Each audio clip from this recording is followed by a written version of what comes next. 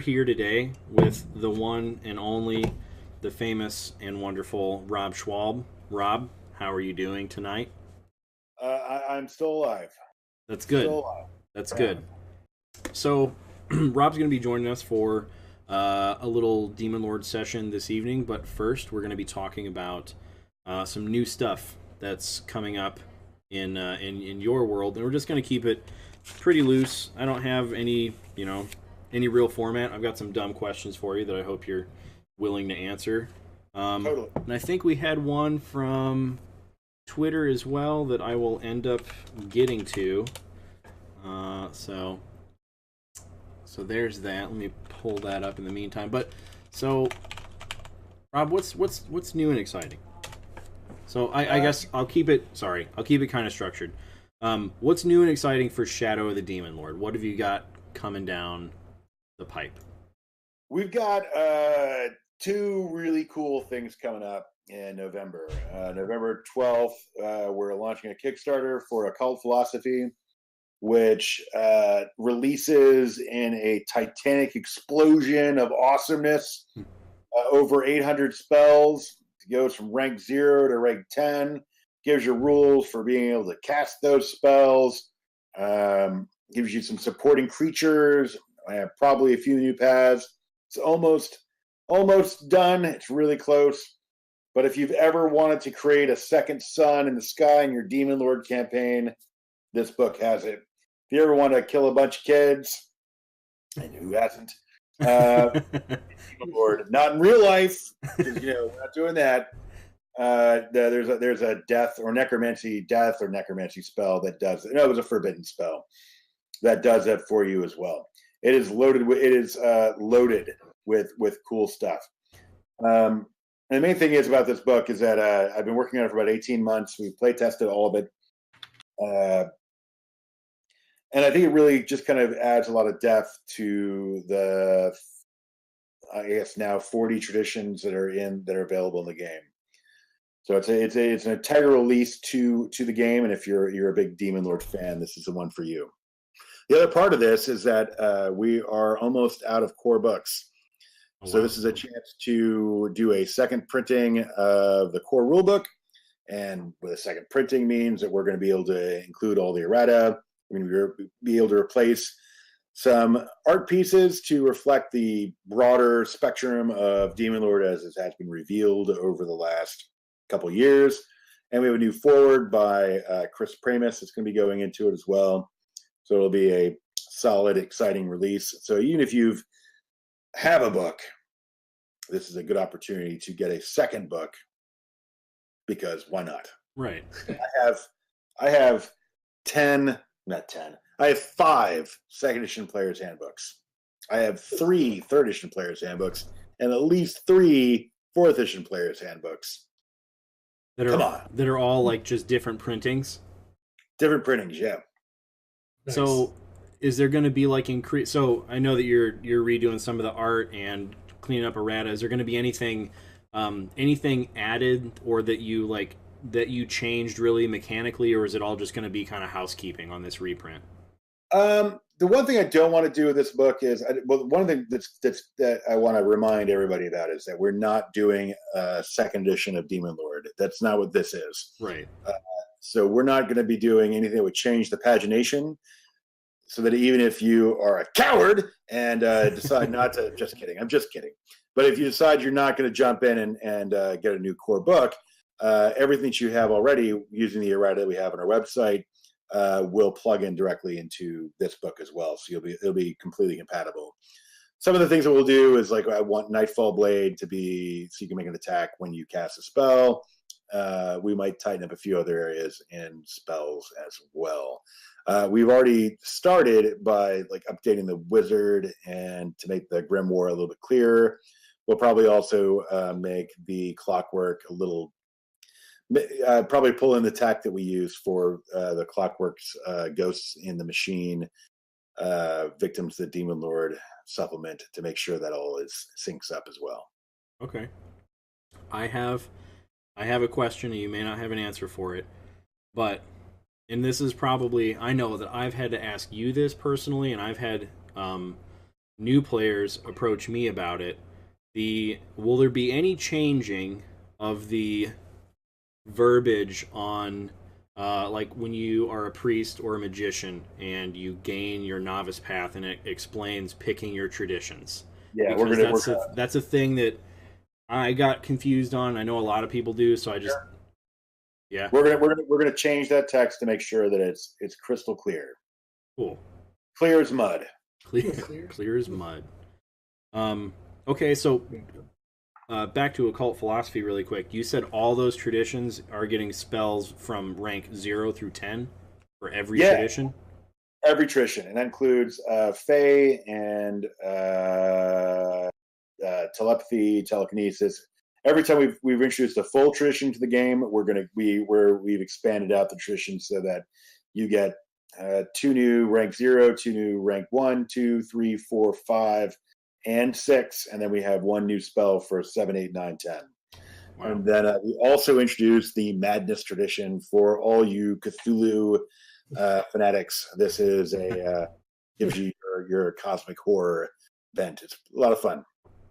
Nice. Now, are you gonna do a set of cards that goes along with that? Because I've got all my cards here, but I know I'm gonna want to have all the new spells too. So should we expect tradition spell cards that come along with that? Look at those beautiful cards. Oh man, you've got them in a binder. You've got me fucking beat. Mine are in a wooden box. I mean, it's a nice wooden box, but it's not like a binder. Yeah, I actually have 2 binders full of them. I got all 2 binders. Yeah. We will be doing cards. I'm not sure if they're going to be part of the Kickstarter or not, because of just the logistics of printing. What we might do is we might have a backer level that allows you to get them at cost. So you pay for the printing and the shipping separately. And that may just be part of the Kickstarter. I'm still doing the basic planning for it, but I'm all about the cards. Mm-hmm. Okay. And I just want to put this out to anybody who's in the stream. If you guys have questions for Rob, if there's anything, you can put them. I'll see them. They'll show up on the stream here, and we can ask them. I do have one. So for people with these high level spells, how are characters going to have? I mean, obviously you need a higher power to be able to access rank 10 spells. How is that going to work? So one of the biggest and easiest ways to leverage or to use the system to acquire these spells is using the incantations rules. Mm-hmm. And so I can imagine that you'd have an adventure that says that we're going to go and fuck up the city really bad, and we're going to find this terrible spell that causes everybody with a health score of 10 or less to just die. And so that becomes a carrot for your campaign, and you're going to go hunt that thing down. There's another spell in this book which lets you choose a target, and then it creates an illusion. Actually, instead of just kind of doing it this way, I'm going to do it the real way and just read aloud this delightful spell. Oh yes. It is one of my all-time favorite inspired moments, and it's going to make a lot of people feel bad, but that's okay. So when is do we know ETA while you're pulling this up when the Occult Philosophy Kickstarter is going to be? You got a rough idea? November 12th. All right. So there's a spell called Utter Ruin. You target one living creature you can see within medium range. The target becomes immobilized for 1 round. If the target is blinded, you remove the blinded affliction from the target. That's important. Okay. Then, the image of someone or something the target loves appears inside of an open space you can reach. The spell makes the subject appear to be killed or destroyed in a graphic and despicable manner, and the remains of it to fall to the ground under the space, at the bottom of the space. The spell amplifies the target's emotional reaction, forcing it to make a will challenge roll of 3 banes. The target then gains 1d6 insanity on a success or 3d6 insanity on a failure. If the insanity would cause the target to go mad, a blade appears in his hand, and the target uses it to cut his own throat, which causes it to take damage equal to his health. Like, Grandma, what are you doing here in this little box? Oh, no, Grandma, don't die. And then you feel really bad that Grandma dies because she's been eaten alive by worms, and then you go crazy, you cut your own throat. Good stuff. No, nowhere else but Demon Lord. You're gonna get shit like that. But we got, that aside, I mean, that's my, because I'm a child at heart. We've got spells like, I'm looking for some other really cool ones. Second Life, you touch the target, concentrate for an hour, then you create a second. It basically allows you to bring back the dead bring back someone from death, no matter how long they've been dead, and it restores them to the age of a young adult. So if you're looking for an ancient legendary hero from history, you can use a spell to bring this character back. Nice. And change your campaign setting. Basically, all the really high rank spells are designed to shift your campaign setting in a way that has lasting repercussions. So you can set the stage for your next campaign. So it's just like all the batshit crazy, world changing stuff you can think of up there at the rank 10 slots. Right. Cool. In addition to the core book and the core book reprint and a call philosophy, we're also looking at doing a slew of stretch goals, assuming everything goes right. And some of those stretch goals include the Return of the Witch King 11 adventure campaign, which brings the Witch King Ashrakal back, and he destroys much of the Empire in his bid to reestablish himself. We also have a modern plugin, which gives you rules for adapting Demon Lord to playing in modern times. There's a sci-fi plugin that does the same thing, but for science fiction. We've got more monstrous pages, more lands and shadow. There's just a ton of really great content for the game. The main thrust of this Kickstarter is that this is probably this is without a doubt the last, not without the doubt, but most likely the last shot of the Demon Lord Kickstarter I'm going to run.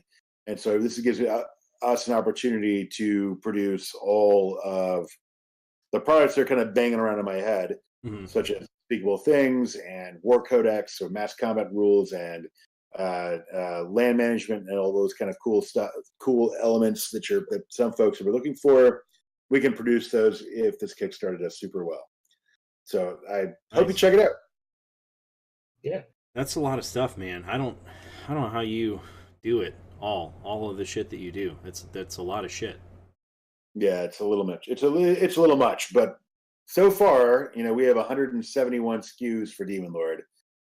I'd like to break 200 before I'm done. Nice.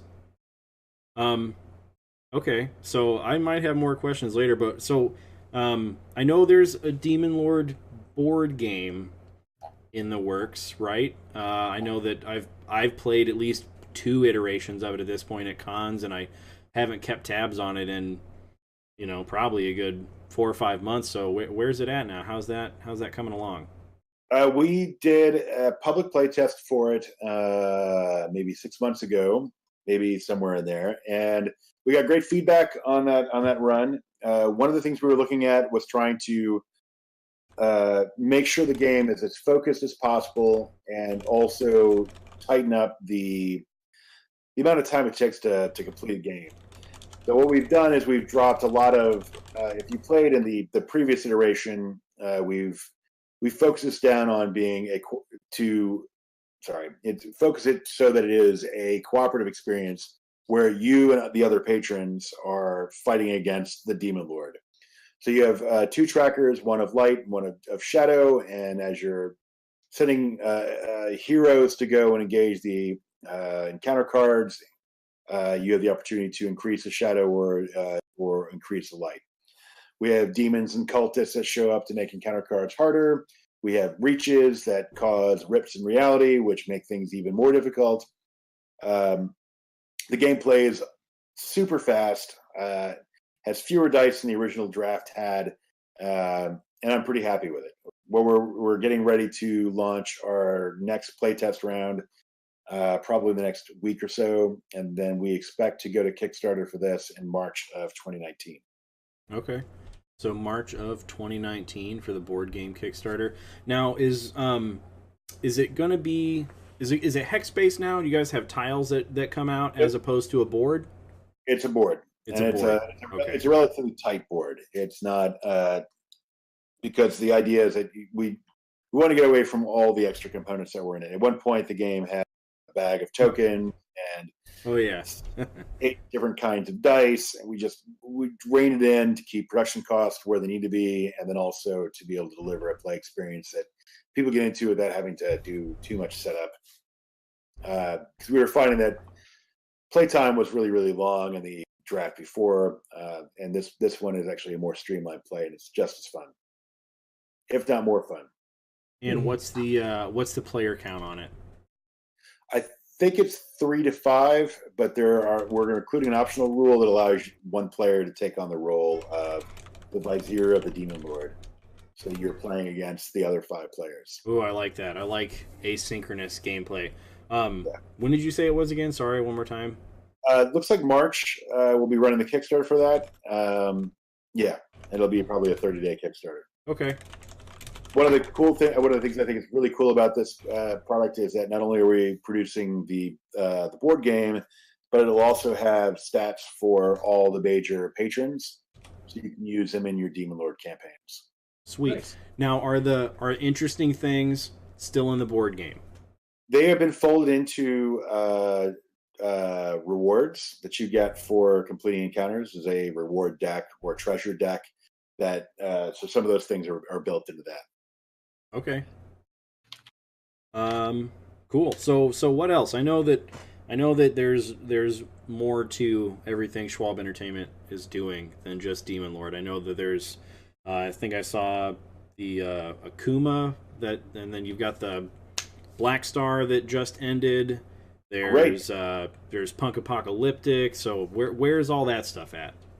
So there are at least 3 things that are kind of banging around out there, and one of the big ones is first of all, I'll talk about Akuma.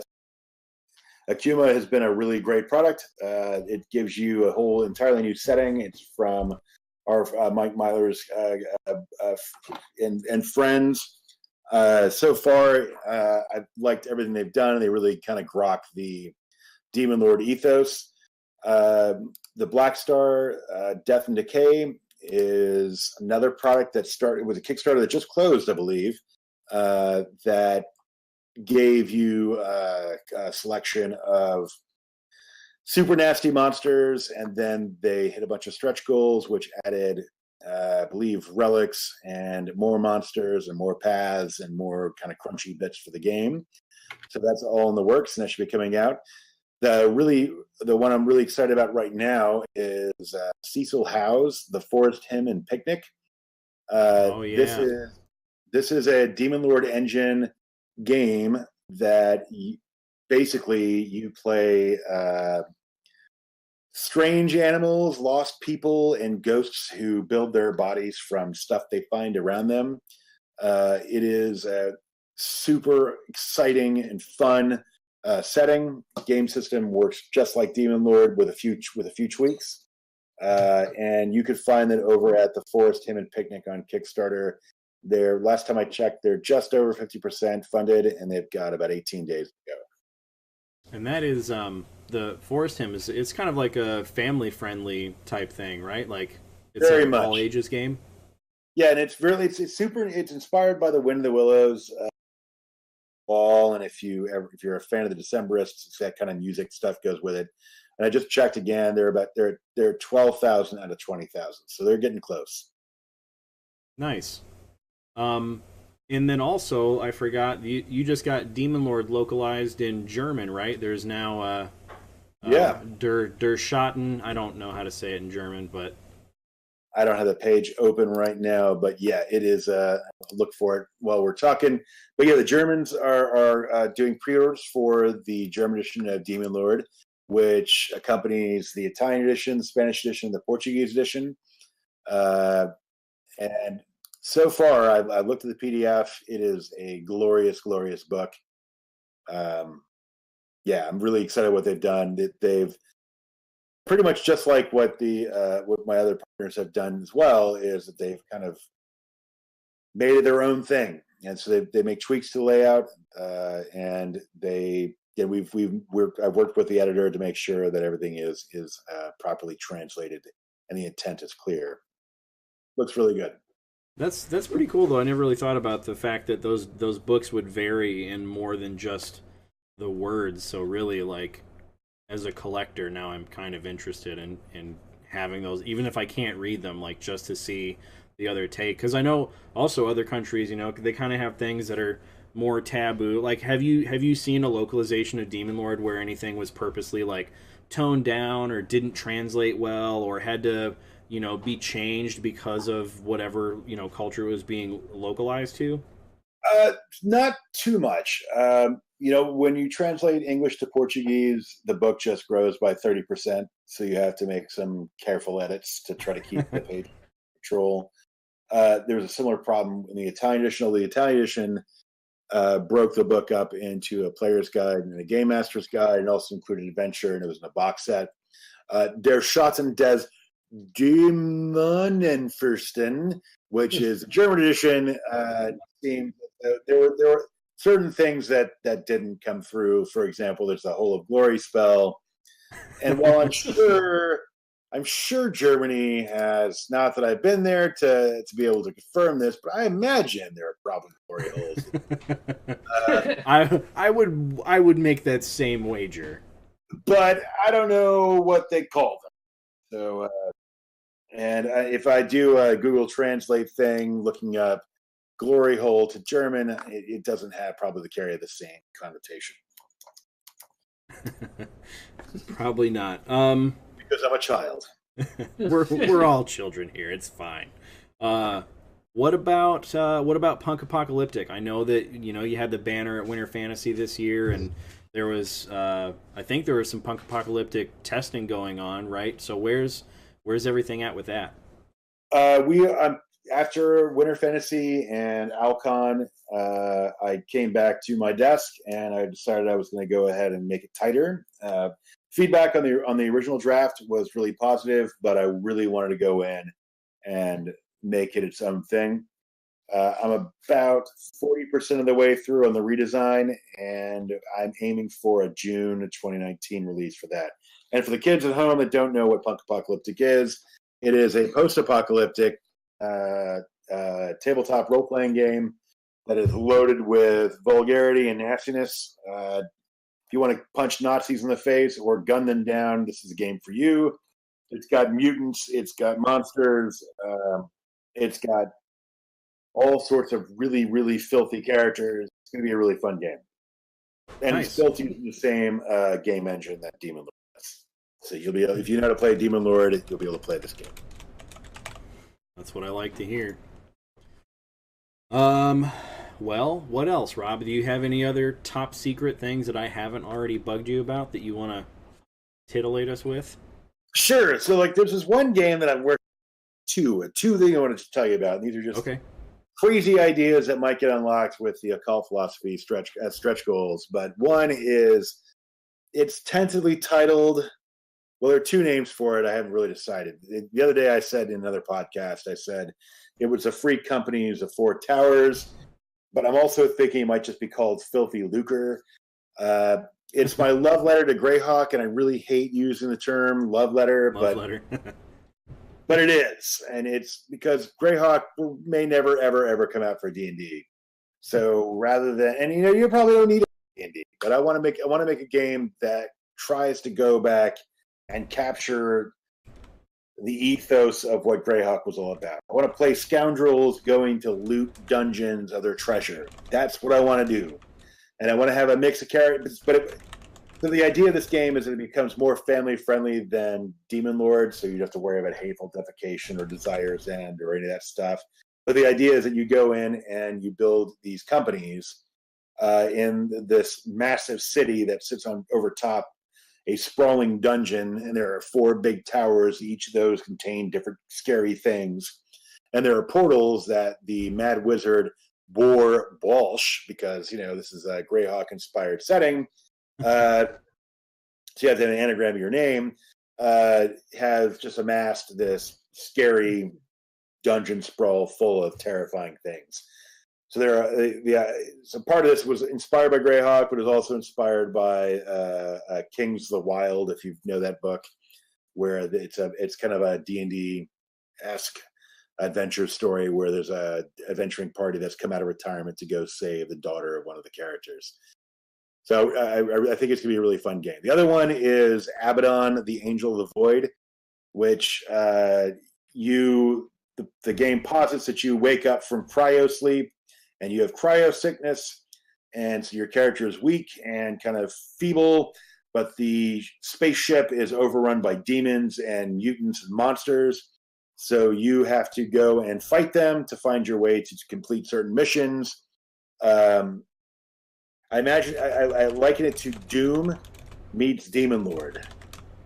Okay. Did you say Chainsaws Dune or Doom? Doom. Doom. All right. Oh. And then the idea is that as your character completes missions, the cryo sickness starts to abate, and so your character will be able to remember cool things about what you were able to do before. So you're not actually getting better, you're just remembering how you were. Does that make sense? Yeah. Okay. Wow. I'm excited for that one. And that's just kind of like it might happen, it might not. Yeah, well, it will happen no matter what. It's just a high level stretch goal for a occult philosophy. And if it doesn't get unlocked in the occult philosophy Kickstarter, then we'll run another one later. Mm-hmm. Cool. Nice, dude. That's, again, I don't know how the fuck you pull all of this off. All right. Copious amounts of alcohol. Well, cheers to that. Okay. So now that I've gotten you to talk a bunch, I'm going to get you to talk some more. I've got some questions for you. We've got one question from Twitter, I believe, and we'll go ahead and get that one asked first. Actually, okay. I believe it was a series of questions. Let me. I like series of questions. Gives me something to talk about. Let me see here. Okay, it is. Okay. So the first part of it is, have you considered releasing the Demon Lord engine as a generic system in the future? Yes. Yes. Okay. That's I think that's all we needed. There's no ETA on that though. I need to do a lot of other games before that happens. Yeah. So okay, so second one is, if your consciousness was trapped within a magical item, what kind of effects would you add to it? And I'm gonna build off of that and say, what would that be? If there was a phylactery for Rob Schwalb, what would it be? well, the phylactery would be a Buddha-like statuette of me, bearded, with glasses. And then wherever you set the thing, it would reek of kind of this yeasty smell, just kind of spreading out around it. So you'd be able to smell it within 15 to 30 feet.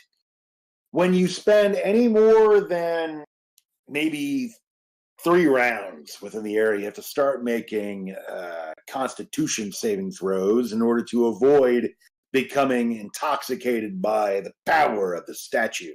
However, the one benefit of this statue when you're holding it, there are 2 benefits. The first one is, if you rub its bottom, booze comes leaking out. The second benefit, if you're holding it aloft when you cast your spell, we're going to have a third benefit. But the second benefit, when you're casting a spell, use as your implement, if you've attuned to your implement, whether you're playing Demon Lord or whatever the fuck you're playing, it will cause your targets to have to make an additional challenge roll or saving throw in order to resist becoming intoxicated themselves. And the third part, which is the curse, is afflicts you with self-loathing and doubt. I think I already have that somewhere in my house. So you got to look for it, but you got to rub the heinies so that you can get the booze. Man, I will keep Some good old butt booze. butt booze. That's a hashtag right there. Rub the hiney, get the booze. Hashtag butt booze. Mm-hmm. Angela just walked through here like, what the fuck? Yeah, she's heard worse. She's denying it. Okay, so the third question from Lord Sloth was, what is your favorite tabletop RPG book? Warhammer Fantasy Roleplay First Edition would be my favorite tabletop role-playing game. My favorite tabletop role-playing book would be the Book of Erotic Fantasy. I kid! Probably it's a tie. It's a tie. Liber Chaotica, it's not technically an RPG book, but it's loaded with all this lore about chaos. If I was going to choose... See, that's a really hard question because you got to go to the game. For example, I would say probably one of my favorite books for 3rd edition D&D would maybe be Monty Cook's Return to Tomb of Horrors. Maybe. Maybe. 2nd edition Return to Tomb of Horrors by Bruce Cordell. Probably. Yeah, there's too many things, right? Too many things. Yeah. I could just let you go for the rest of the night. The other one I would have would be the Hidden Kingdom RPG, which was sold as this really small bookcase sleeve thing, three-ring binder with a bag of game science dice, where you get to play knights from Arthurian mythos, and then the more stories are about your character, the more powerful your character becomes in the game. It's just really, really cool. Wow. So many things.